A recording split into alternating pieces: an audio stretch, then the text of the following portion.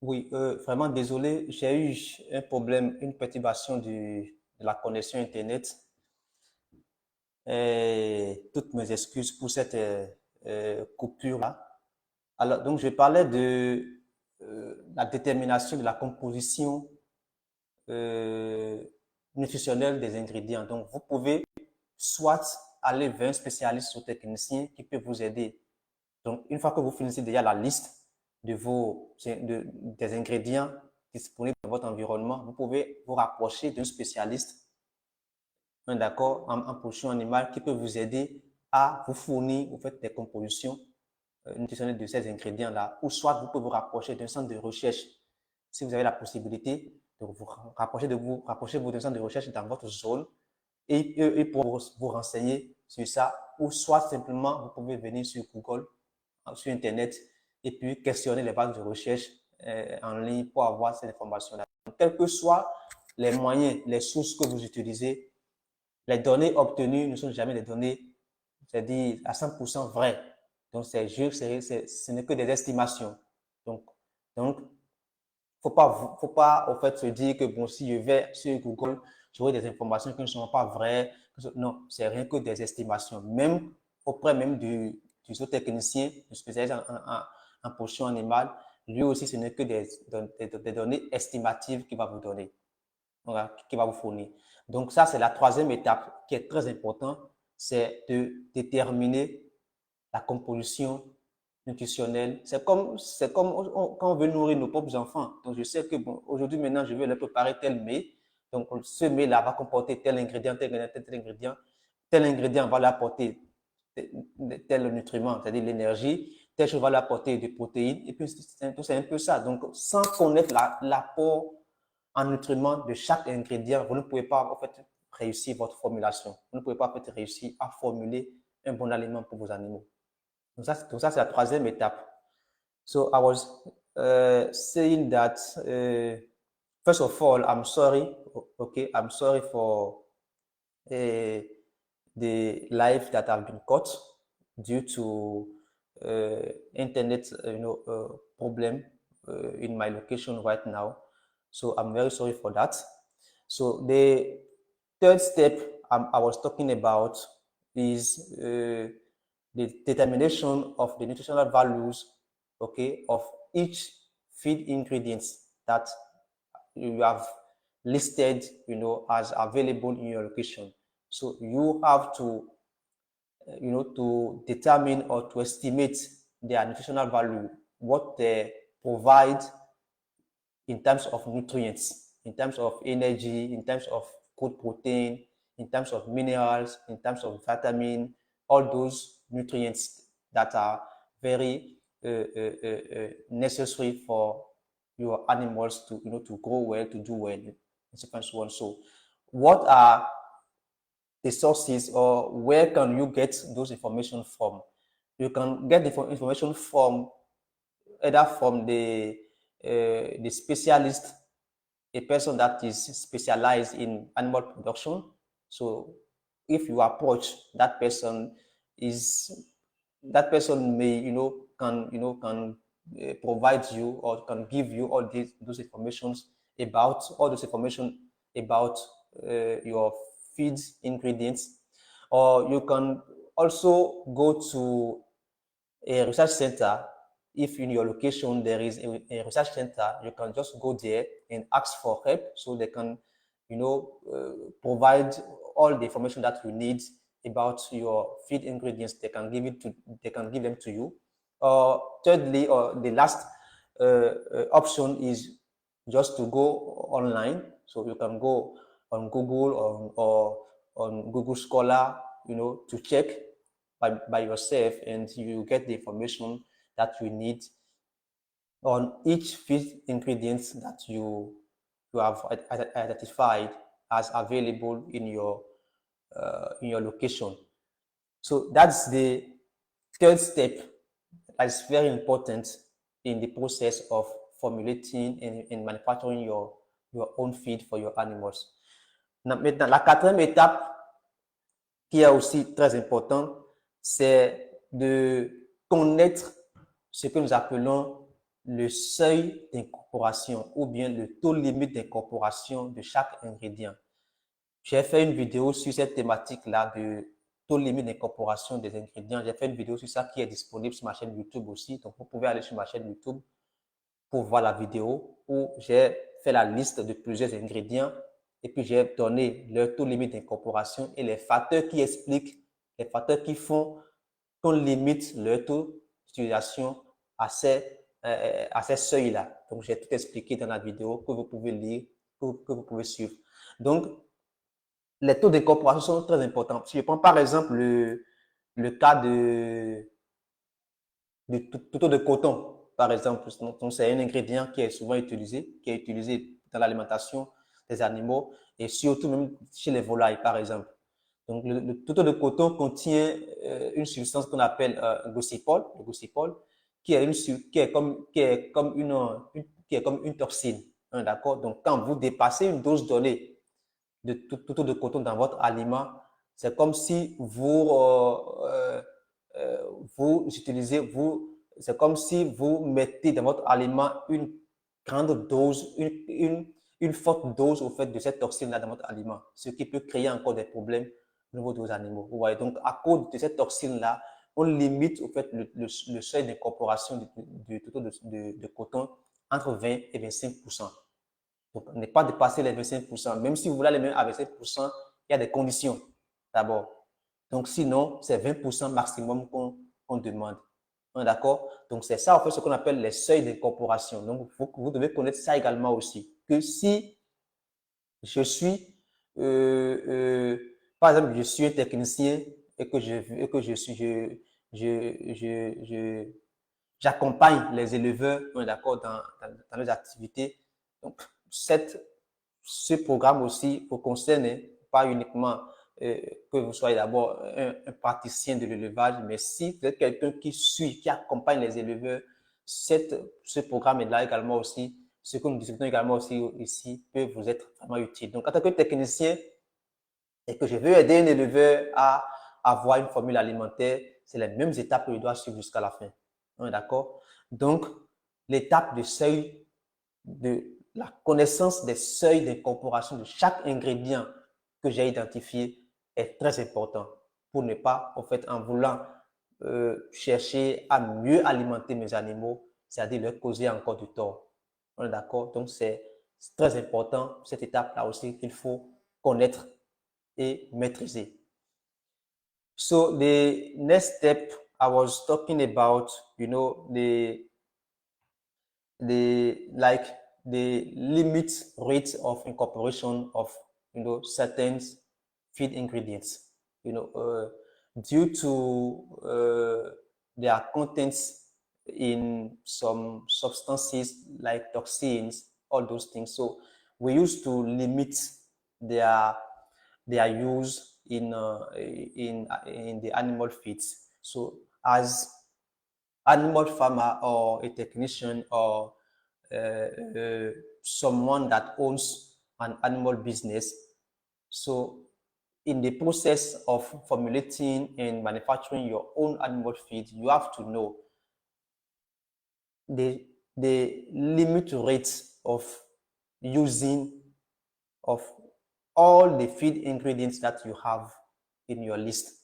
So you have to know their limits of incorporation. I just took the example of cotton seed meal.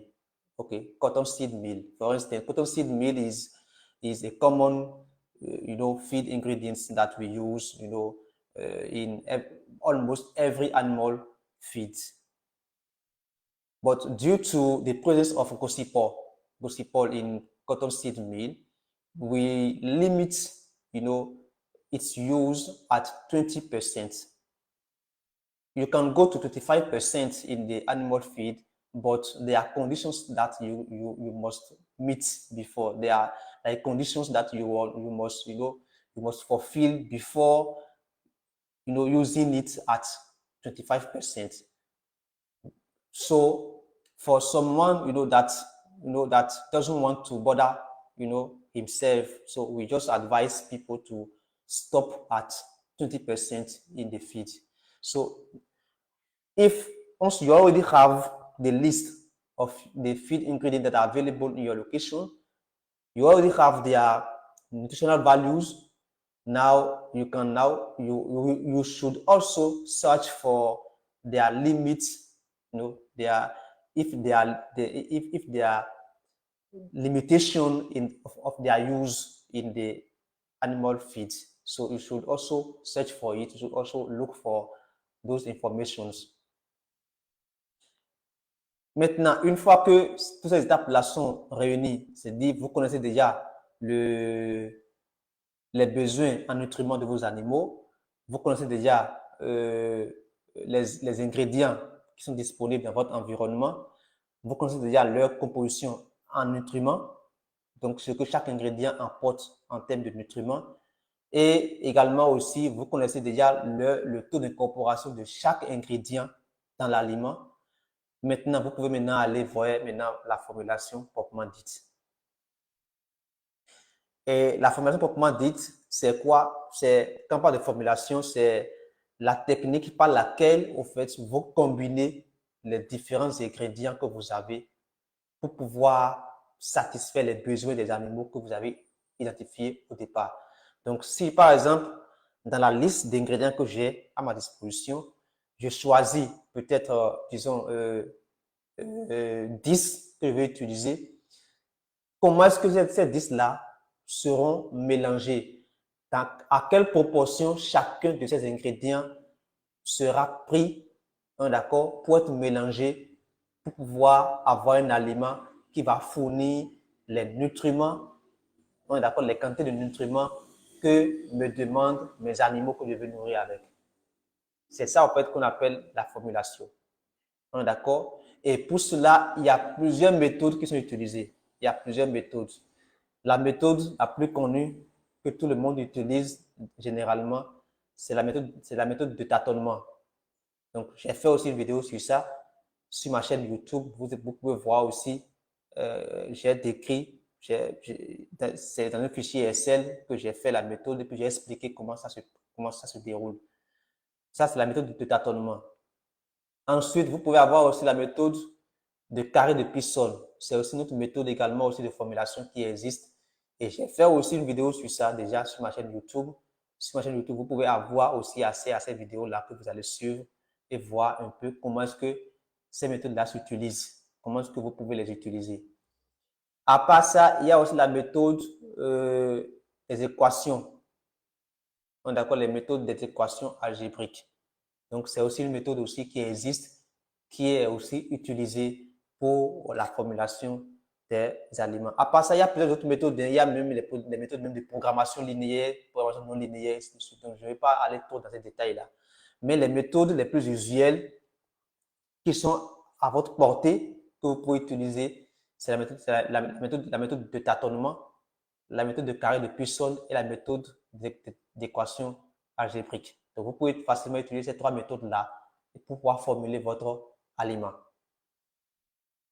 So, once you already know, the nutrient needs, the needs of your animals, you already know the feed ingredients that are available in your location, their nutritional values, and the limits of use of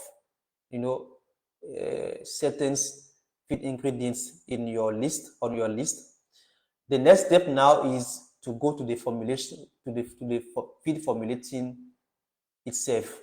So, and at that point, there are many methods that that can be used, to formulate the animal feed. The first method that is, commonly used, by everyone is the method that we call, I don't know how to say it in English, but in French we say it tâtonnement. Okay, so as I said, I have a video, I have a video on the method that is available on my YouTube channel. So you can go on my YouTube channel to see the method and how it goes, how you can use it, and how it works.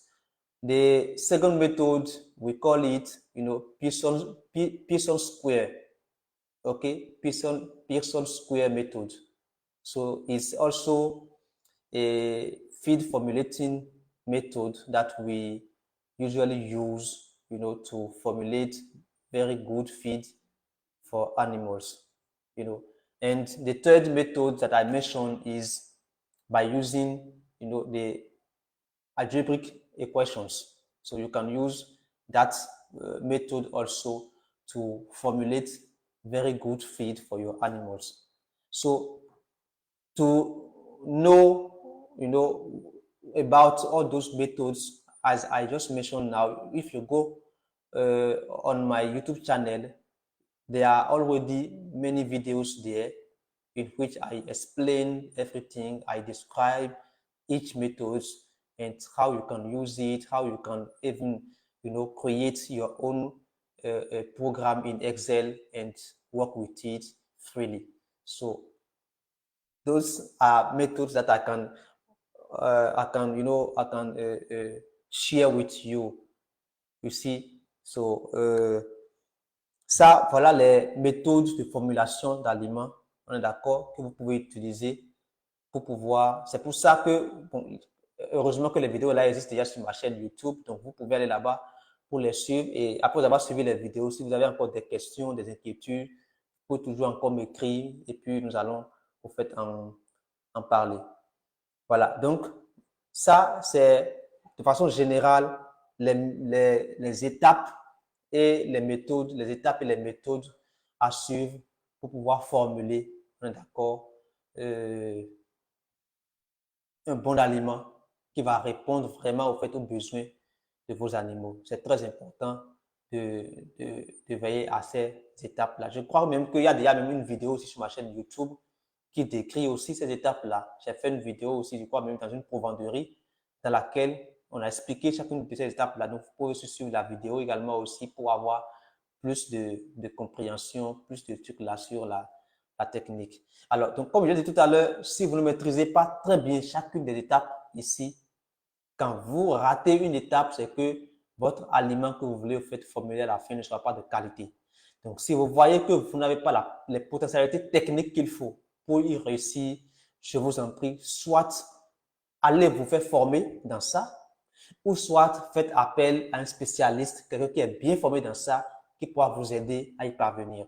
Donc, parce que vous avez votre business, on est d'accord? Donc, ne vous amusez pas au fait avec ça. Ne vous amusez pas avec ça. Donc, si vous voyez que vous n'avez pas les compétences techniques qu'il faut pour suivre rigoureusement chacune des étapes là jusqu'à la fin, alors faites simplement appel à un spécialiste qui pourra vous aider et puis vous accompagner à chaque étape jusqu'à la fin. Cela vous permettre à vous aussi d'apprendre, d'accord, d'apprendre de lui et puis prochainement maintenant faire dérouler le même processus, même en son absence, mais vous aurez eu d'ailleurs le temps de le suivre et puis de voir comment il fait ça. D'accord? Donc, ne prenez pas ce risque-là chez vous si vous ne maîtrisez pas ça. Soit vous allez vous faire former quelque part où on peut vous former vraiment en technique de formulation d'aliments, ou soit vous faites accompagner par un spécialiste dans le domaine. Donc, voilà un peu ce que j'ai voulu partager avec vous aujourd'hui. Et je suis vraiment désolé une fois encore pour cette coupure du live. Donc, c'est dû à ma connexion Internet qui m'a lâché pendant quelques secondes là. Donc, je vous présente mes excuses. Donc, vous serez obligé de suivre la vidéo, la partie 1 et puis bien sûr la partie 2. Donc, si après avoir suivi la vidéo, vous avez des questions, des inquiétudes, donc il ne faut pas hésiter, je suis toujours là, comme d'habitude. Envoyez-moi juste les messages, soit en inbox ou bien sur mon WhatsApp au numéro plus 229 68 35 09 56. Envoyez-moi juste vos messages, vos inquiétudes par WhatsApp et puis nous allons essayer de vous apporter des éclaircissements. Donc, Voilà, je suis à la fin de ce programme de la séance de ce soir. Je vous remercie, vous tous qui suivez cette vidéo actuellement. Je vous remercie et je vous donne rendez-vous pour le dimanche prochain pour pouvoir discuter de notre thématique ou bien de notre sujet. Toujours en lien avec la pollution animale, toujours en lien avec l'élevage, toujours en lien avec le business en élevage. Merci et bye bye.